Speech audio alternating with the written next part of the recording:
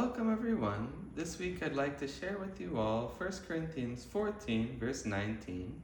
It says, "Yet in the church I had rather speak 5 words with my understanding, that by my voice I might teach others also, than 10,000 words in an unknown tongue." Here when Paul talks about speaking in an unknown tongue, he's referring to the gift of the Spirit, where they could speak in foreign languages for the promotion and for the glorifying of God and of the gospel. Here he's emphasizing that it's more important that the message being shared is understood by the listeners than to simply use the gift or to share the gift that God has given to us. In fact, earlier in verse 9 of the same chapter, he says that unless what is being shared is easy and simple to understand, it doesn't profit anything. Even though the air is moving, nothing is being gained from the sound being produced.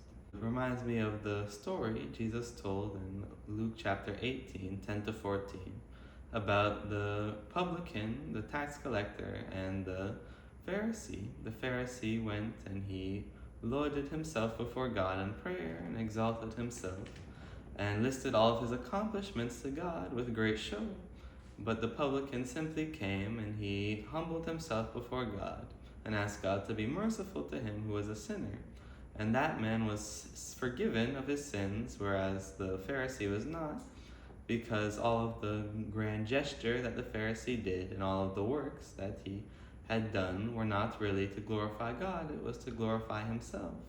Whereas the simplicity, but honesty and humility of the man who was a tax collector was what enabled him to be forgiven and to receive forgiveness, rather.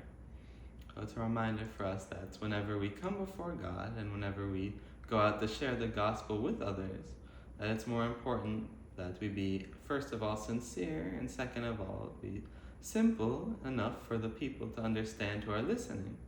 Because if we're simply talking for the sake of talking, it neither benefits us nor those who are listening. Let's be humble and let's ask God for clarity and for our message that we share on His behalf to be clearly understood.